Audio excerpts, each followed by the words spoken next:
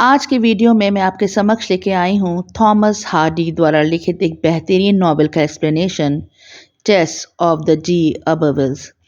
बहुत ही दुखद एंड की कहानी है ये, पहले ही मैं आपको दे रही हूँ स्पॉइलर, क्योंकि बहुत ही इमोशनल स्टोरी है ये और इसको पढ़ते वक्त ज़्यादातर लोगों की आंखों में आंसू छलक जाते हैं। क्या लिखा है थॉमस हार्डी ने इस कहानी में, इतना दिलचस्प सुनते हैं मेरी यानी गरिमा की आवाज़ में। कहानी है टेस नाम की एक बेहद खूबसूरत लड़की की, बहुत ही मासूम, भोली भाली और गरीब लड़की। गरीबी और उसकी किस्मत ऐसा अभिशाप बनेंगे उसके लिए कि उसकी ज़िंदगी तहस नहस हो जाएगी। टेस अपने कई भाई बहनों के संग खुशी खुशी अपने परिवार में रहती है। हालांकि उसके पिता एक शराबी हैं, तब भी वो अपने फ्रेंड सर्कल में और फैमिली में बहुत खुश है। लेकिन मुसीबतों ने उसके दरवाजे पे दस्तक देना तब शुरू किया जब उसका प्यारा घोड़ा, जिसका नाम प्रिंस था, वो एक एक्सीडेंट में मारा जाता है। अब इनके पास कमाई का कोई जरिया नहीं रह गया। टेस के पिता इतना ज़्यादा शराब पीते हैं कि वो ज़्यादा मेहनत करके पैसा कमाने लायक नहीं रह गए। हालांकि खुशी का पल इनकी ज़िंदगी में ज़रूर आता है जब इसके पिता, जिनका नाम जॉन ड्यूबीफील्ड है, उन्हें मालूम पड़ता है कि वो बहुत बड़े ऊंचे खानदान को बिलोंग करते हैं। एक प्रीस्ट उन्हें ये बात बताता है कि उसने हाल में ही ये मालूम किया है कि वो लोग ड्यूबीफील्ड नहीं है बल्कि डी अबरविल, जो कि एक बहुत नोबल क्लास है, उससे बिलोंग करते हैं। ये सुन के जॉन बहुत खुश होता है क्योंकि अब उसकी बेटी को एक नोबल, एक बड़ा आदमी मिल सकता है। हालांकि उन लोग को जो इनको उपाधि मिली है जी अबरविल्स की नोबल क्लास से, इससे कोई खास फ़ायदा नहीं होगा क्योंकि इनकी फैमिली एक्सटिंक्ट हो चुकी है। कोई भी प्रॉपर्टी इन्हें नहीं मिलेगी। हाँ, नाम ज़रूर मिल जाएगा क्योंकि उस ज़माने में जो किताब के हिसाब से कास्ट सिस्टम बहुत प्रिवेल था। ऊंची जाति वाले ऊंची जाति में ही शादी करना चाहते थे और जब भी किसी लड़की का विवाह का प्रस्ताव आता या लड़के का आता तो उसकी जाति, उसके परिवार के बारे में ज़रूर पूछताछ की जाती। हालांकि टेस जो थी, उसे खास फ़र्क नहीं पड़ा था कि वो अब ड्यूबीफील्ड नहीं है बल्कि जी अबरविल्स है। टेस की जो माँ थी उसे थोड़ा लालची दिखाया गया है और थोड़ा बेपरवाह। अगर उसकी माँ लापरवाह नहीं होती तो टेस के साथ वो कुछ नहीं होता जो आगे जाकर उसके साथ हुआ। उनके पड़ोस में ही थोड़ी ही दूर पर एक बहुत बड़ा सा घर था। घर क्या था? महल नुमा घर था, पुराना घर था, जो कि एलेक डबरविल नाम के एक आदमी का था। वो अपनी बूढ़ी माँ के साथ वहाँ रहता था। जब टेस की माँ जानती है कि वो भी डबरविल्स हैं तो सोचती है कि वो तो एक ही खानदान के हुए। अगर टेस वहाँ पे नौकरी करने चली जाए तो शायद जो एलेक है उससे उसका विवाह हो जाए या फिर कोई और लड़का उसे ऊंची जात का पसंद कर ले। ये मन में जो लालच आई थी टेस की माँ की, इसने टेस की ज़िंदगी तबाह बर्बाद कर दी। बिना कुछ भी जांचे परखे कि वो खानदान कैसा है, वो बिल्कुल कमसिन सी टेस को, जो कभी दुनिया में बाहर नहीं निकली थी अकेले, उसे अकेले ही एलेक डबरविल के घर में भेज देती है। महल नुमा घर तो होता है लेकिन एलेक जो लड़का है ये कैरेक्टर से अच्छा नहीं है। ये बड़ी होता है ना कि ऐसे अमीर बाप की बिगड़ी औलाद, बिल्कुल वही हाल है इसका। ये सोचता है कि इसे तो एक खिलौना मिल गया है टेस के रूप में, जिसे जैसे चाहे खेल सकता है। टेस विरोध तो करती है लेकिन हर क्षण उसके मन में ये बात होती है कि अगर ये नौकरी नहीं मिलती है उसको तो उसके परिवार का क्या होगा।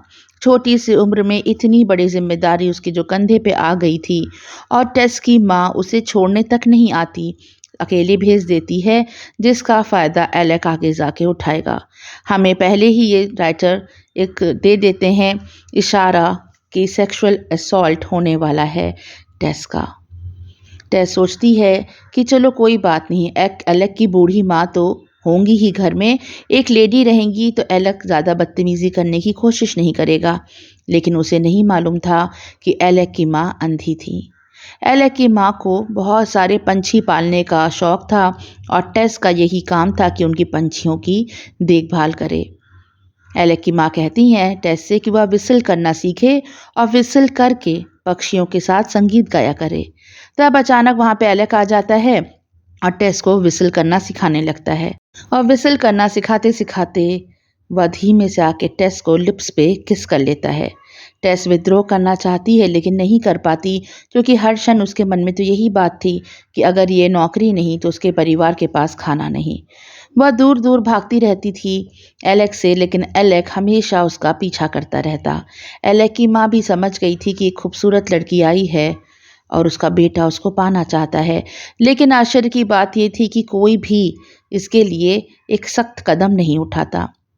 सैटरडे की रात में जितने भी नौकर चाकर थे उस घर के, वो पास की एक मार्केट में जाते थे, वहाँ पर पार्टी करते थे, शराब पीते थे, नाचते थे, गाते थे।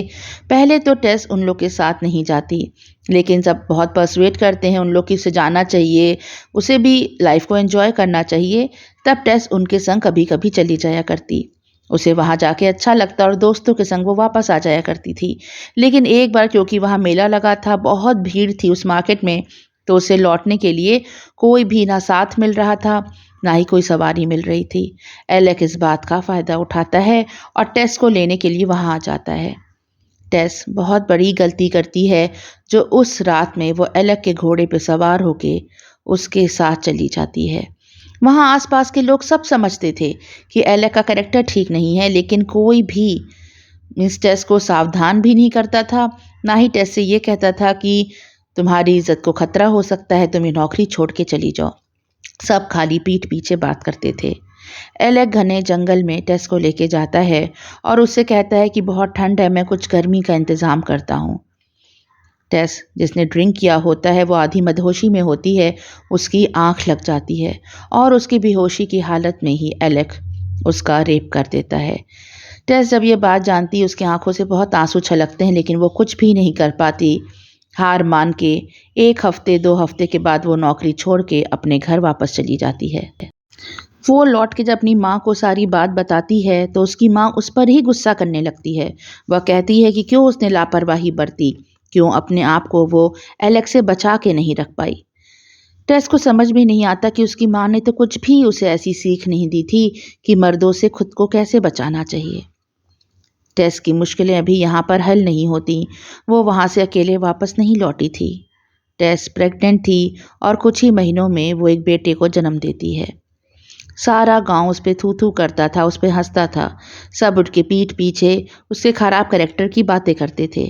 टेस को ये समझ में नहीं आता था कि उसकी तो कोई भी गलती नहीं थी, फिर जिम्मेदार वो कैसे है। जो उसका बेटा होता है उसका नामकरण तक नहीं हुआ होता और वो बहुत बीमार पड़ जाता है। टेस को ये डर लग रहा था कि कहीं बच्चा बिना नामकरण के ही मर गया तो उसे तो नर्क में भी जगह नहीं मिलेगी। इसीलिए वो अपने बच्चे का नाम सौरो रख देती है, यानी दुख, क्योंकि सिर्फ दुख ही मिला था उस बच्चे को और टेस को भी। कुछ ही दिनों में बच्चे की मृत्यु हो जाती है, लेकिन जो चर्च का पादरी था वो उसे चर्च यार्ड में दफनाने तक को मना कर देता है। कहता है ये एक बास्टर्ड है, एक नाजायज संतान है, इसे यहाँ चर्च यार्ड में नहीं दफनाया जा सकता। टेस के अंदर की जो लड़की थी वो उसी दिन मर जाती है। उसका बचपना ख़त्म हो जाता है। वो अचानक से दुनियादारी सीख जाती है, बहुत धीर गंभीर हो जाती है और फिर अपने बच्चे को वह उस जगह दफनाती है जहाँ पर खूनी, हत्यारे और क्रिमिनल्स को दफन किया जाता था। उसके अंदर से उसकी आत्मा का एक अंश उस दिन मर जाता है। गांव में रह के वो और जिल्लत बर्दाश्त नहीं कर सकती थी, इसीलिए वो पक्का करती है कि कुछ दूर पे एक मिल्क मेड, यानी जो फार्म पे काम करते हैं गाय भैंसे का दूध निकालने का, वहाँ पर एक नौकरी की मीन्स वैकेंसी है, तो वहीं वो चली जाएगी और अपना जीवन व्यापन करेगी। इस गांव से दूर जाकर शायद उसे कुछ शांति मिल सके। वहाँ जाके टेस का वक्त अच्छा बीतने लगता है और उसे वहाँ पर अपने बचपन का दोस्त एंजल क्लेयर मिलता है, जिसे हम मिस्टर क्लेयर कह के संबोधित करेंगे।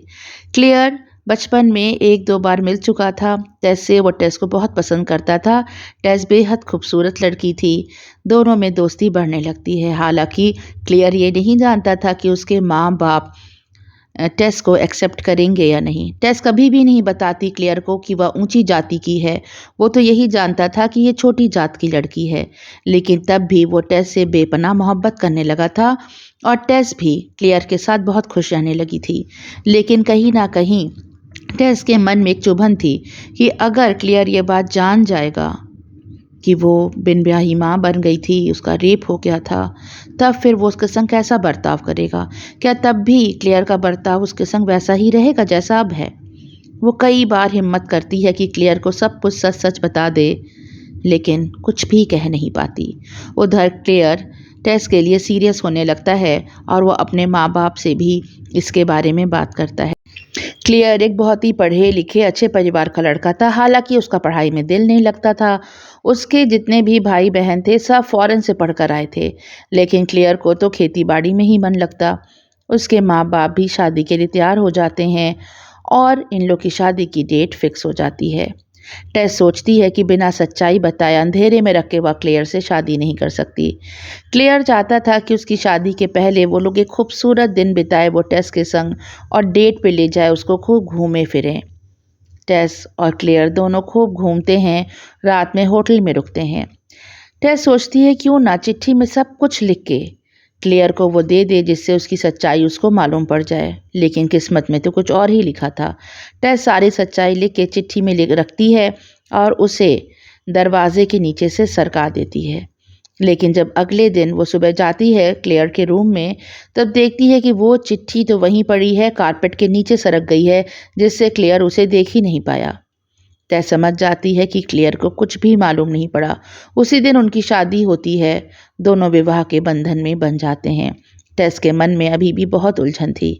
खैर, शादी के बाद क्लेयर एक बहुत बड़ी सच्चाई का खुलासा करता है टेस से। वो बताता है कि मैं तुम्हें एक सच्चाई बताए बिना रह नहीं सकता। हालांकि ये सच्चाई मुझे तुम्हें पहले ही बता देनी थी। मैं एक बार एक बड़ी उम्र की औरत के साथ अफेयर में रह चुका हूँ। मैंने उसके साथ 2 रातें भी गुजारी हैं। ये बात सुन के टेस के मन में कुछ तसल्ली आती है कि अगर क्लेयर ऐसा कर चुका है तो टेस के साथ भी ऐसा ही तो हुआ था।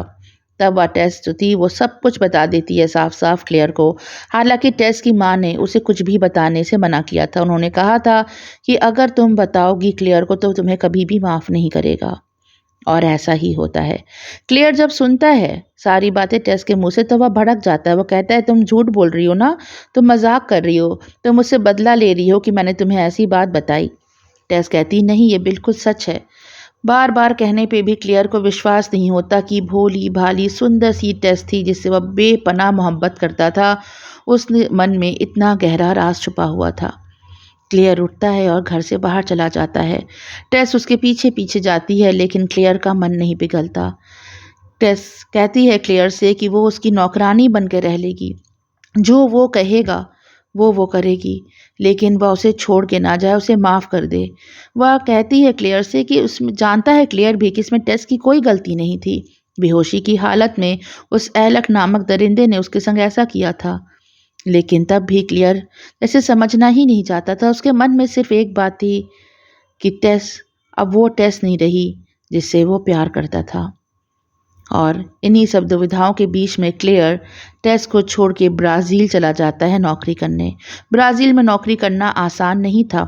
बहुत ही मुश्किलों भरे दिन बीतते हैं क्लेयर के वहाँ, लेकिन वो टेस का सामना करना नहीं चाहता था। टेस क्लेयर से कहती है कि क्या वो उसे चिट्ठी लिख सकती है। क्लेयर कहता है हाँ, सिर्फ तभी जब उसे पैसों की ज़रूरत हो या फिर वो बहुत बीमार हो। टेस भी नौकरी करने लगती है जाके इधर उधर छोटे छोटे घरों में जहाँ भी उसे काम मिले। लेकिन जहाँ भी टेस जाती लोगों की निगाह, आदमियों की निगाह उसकी खूबसूरती पर रहती। टेस समझ नहीं पा रही थी कि वह कैसे बचाए इन आदमियों से खुद को, इसीलिए वो अपनी आईब्रोज को शेव कर लेती है। अब टेस देखने में इतनी कुरूप लगने लगती है कि कोई उसकी तरफ आंख उठा के भी नहीं देखता था। एक दिन वह जब काम से लौट रही थी तो एक प्रीचर था जो सड़क पर सबको ज्ञान उपदेश दे रहा था। वह प्रीचर उसे बहुत जाना पहचाना सा लगता है, उसकी आवाज़ बहुत सुनी हुई लगती है। तब वह देख के चौंक जाती है कि वह प्रीचर और कोई नहीं, वही दरिंदा एलेक डबरविल था। उसको देख के टेस की आंखों में गुस्सा भर जाता है। एलेक जब देखता है टेस को तो वो उसे तुरंत पहचान लेता है। वह उसे पूछता है कि वह इस हालत में क्यों रह रही है। टेस कहती है कि मेरी बर्बादी का कारण तुम हो। वह उसे बताती है कि उसका विवाह तो हो गया, लेकिन उसके पति को जैसे ही एलेक की हुई शर्मनाक हरकत के बारे में मालूम पड़ा, वह उससे नफरत करने लगा, उसे छोड़कर चला गया। एलेक को अपने किए पे बहुत ज़्यादा शर्मिंदगी थी। दरअसल उसने एक लड़की की ज़िंदगी बर्बाद कर दी थी। वो लड़की जो इतनी मासूम थी, जो चुपचाप काम छोड़ के चली गई और कुछ भी नहीं कर पाई एलेक का। इसीलिए एलेक ने अपने जुर्म को, खुद को सज़ा देने के लिए घर द्वार सब छोड़ दिया था और वो एक प्रीचर बन गया था। लेकिन अब जब उसे टेस दोबारा दिखी है तो उसके मन में टेस के लिए बहुत प्यार उमड़ रहा है। वो सोच रहा है कि वो टेस की अगर मदद करेगा तो उसे गुनाहों की माफ़ी मिल जाएगी। इसीलिए वह प्रीचर का जो काम था वो छोड़ देता है और शर्ट पैंट पहन लेता है और टेस से मिलने आता है। कहता है कि मैं तुमसे शादी करना चाहता हूँ। वैसे भी तुम्हारा पति कभी भी लौट के नहीं आएगा, वो तुमसे नफरत करता है। टेस कहती है कि वह अपने हस्बैंड एंजल क्लेयर को दिलो जान से चाहती है, वह अब सिर्फ उसी की होके रह सकती है। टेस अब चिट्ठी लिखती है एंजल क्लेयर को। वो बताती है उसको कि किस तरह से एलेक फिर से उसे परेशान कर रहा है और वह जल्दी से लौट के आ जाए। लेकिन ये चिट्ठी क्लेयर तक पहुंचती ही नहीं है, ये उसके परिवार तक पहुंचती है। उसके परिवार वाले समझ नहीं पाते कि इन दोनों के बीच में प्रॉब्लम क्या चल रही है। वो सब चिट्ठियाँ अपने पास रखते चले जाते हैं। कई दिन बीत जाते हैं पर कोई भी जवाब नहीं आता क्लेयर की तरफ से टेस को। इधर टेस के पिता की मृत्यु हो जाती है। टेस के पिता की मृत्यु हो गई तो उन्हें जो थोड़ा बहुत पैसा मिलता भी था उनके पिता के थ्रू वो भी मिलना बंद हो जाता है। उसके भाई बहन माँ सब तो अब बेघर बेरोजगार थे, उनके पास खाने तक को पैसे नहीं थे। एलेक फिर से इस बात का फ़ायदा उठाता है। वह कहता है टेस से कि अगर वह उसके संग रहने को तैयार हो जाए तो वो भरण पोषण करेगा और सारा खर्चा उठा लेगा उसके परिवार का। टेस आखिरी बार क्लेयर को चिट्ठी लिखती है, बहुत गुस्से में चिट्ठी लिखती है और उसको तुरंत वापस आने को कहती है। ये चिट्ठी पहुंच जाती है एंजल क्लेयर के पास और वह वहां से रवाना होना शुरू होता है ब्राज़ील से। लेकिन उसे आते आते बहुत देर लग जाती है। पहले वो अपने परिवार के पास जाता है। उसके परिवार वाले जब उसे सारी चिट्ठी देते हैं तब एंजल उससे पूछता है अपने परिवार से कि क्या कभी टेस उनसे पैसे मांगने आई। तो उसके परिवार वाले कहते हैं कि नहीं, कभी भी 1 रुपया भी उसने हम लोग से नहीं लिया। क्लेयर को अपने किए पे बहुत शर्मिंदगी हो रही थी, लेकिन बहुत देर हो चुकी थी उसे ये बात जानते जानते कि उसने क्या हीरा खो दिया है। उसने टेस के प्यार को ठुकरा के कितनी बड़ी गलती की। वह टेस को दर बदर ढूंढता, लेकिन टेस उसे कहीं नहीं मिलती। उसकी माँ कहती है कि मैं तुम्हें नहीं बता सकती कि टेस कहाँ है। टेस अब बहुत दूर जा चुकी है। बहुत रोता है, गिड़गिड़ाता है। रोज एंजल क्लेयर उसकी माँ के घर जाता था। तब एक दिन उसकी माँ का मन पिघल जाता है। वो बता देती है कि कहाँ पर रह रही है टेस। एंजल टेस को ढूंढते हुए उस बंगले में पहुंच जाता है। ये वही बंगला था जहाँ टेस सबसे पहले काम करने आई थी, जहाँ पर एलेक रहता था। समझ नहीं पा रहा था क्लेयर कि आखिर इस बंगले में टेस क्या कर रही होगी। क्या अब वो यहाँ पर काम करती है? तभी वो देख के आश्चर्यचकित रह जाता है जब टेस बहुत खूबसूरत से कपड़े पहने बिल्कुल अमीर लड़की लग रही थी, वो उतरती है उस बंगले में से। वह एंजल क्लेयर को देख के चौंक जाती है और उससे लिपट के रोने लगती है। वह कहती है कि तुमने आने में इतनी देर क्यों कर दी। तब क्लेयर उससे कहता है कि तुम यहाँ पे क्या कर रही हो। वो बताती है कि वो अब एलेक के संग रह रही है। ये बात सुन के क्लेयर का दिल टूट जाता है। वह जानता कि टेस उस एलेक दरिंदे से किस हद तक नफरत करती है, लेकिन वो क्यों उसके संग रह रही है। टेस कहती है कि अब कुछ नहीं हो सकता, वह लौट जाए। वो वादा कर चुकी है एलेक से और अब वो उसके साथ ही रहेगी। कह के वो वापस उस बंगले में चली जाती है। बंगले में जो काम करने वाली मेड थी वो ध्यान से इन लोग को देख रही थी। ऊपर जाती है जब टेस तो बहुत ज़ोर ज़ोर से लड़ाई झगड़े की आवाज़ आने लगती है और थोड़ी ही देर में वो मेड देखती है कि टेस बहुत तेज़ी से उस बंगले के बाहर भागी। उसको लगता है कि कुछ तो गड़बड़ है यहाँ पे। वो भाग के उनके रूम में जाती है तो देखती है कि एलेक मरा पड़ा है। उसके पेट में खंजर भुका है और खून ज़मीन पे बह रहा है। टेस ने आखिर एलेक का कत्ल कर दिया था। इतने साल तक जो मन में उसके गुस्सा था, विद्रोह था, वो सब बाहर निकल गया था। वो दरिंदा जिसने उसकी ज़िंदगी बर्बाद की थी, आज उसकी ज़िंदगी ख़त्म करके टेस जैसे आज़ाद परिंदा बन गई थी। वह भाग के रेलवे स्टेशन जाती है। एंजल क्लेयर वापस जा रहा था। टेस इतनी खुश एंजल को कभी दिखाई नहीं दी। वो बताती है कि उसने आज एलेक का मर्डर कर दिया है। वो कहती है एंजल क्लेयर से कि देखो, पुलिस तो मुझे गिरफ्तार कर ही लेगी, मुझे पता है, लेकिन जब तक मेरी गिरफ्तारी नहीं हो रही मैं तुम्हारे साथ हर एक पल जीना चाहती हूँ। वो दोनों एक खूबसूरत रात बिताते हैं और जब उनकी आंख खुलती है तब पुलिस इनके चारों तरफ खड़ी थी और टेस को गिरफ्तार कर लिया जाता है। जाते समय टेस कहती है एंजल क्लियर से कि अगर तुम मेरे लिए कुछ करना चाहते हो तो मेरी एक मदद कर दो, मेरी छोटी बहन से शादी कर लो, मैं उसे बहुत प्यार करती हूँ, उसकी ज़िंदगी मेरी तरह बर्बाद ना हो जाए। क्लियर उससे वादा करता है और फिर टेस को एक ऊंची पहाड़ी पे ले जाते हैं जहाँ पर एक काला झंडा लहराता है। ये इशारा था कि टेस को फांसी की सज़ा दी जा चुकी है। जो कहानी के लेखक हैं थॉमस हार्डी, इन्होंने एक बार एक औरत को ऐसे एग्जीक्यूट होते हुए देखा था और उसी से प्रेरित होकर उन्होंने ये कहानी लिखी थी।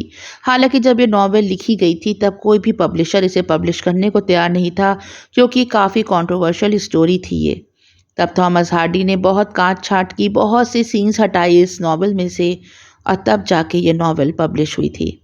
बहुत ही हार्ट टचिंग स्टोरी है।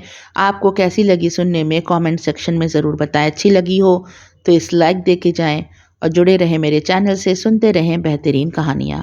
Thanks for listening, bye for now.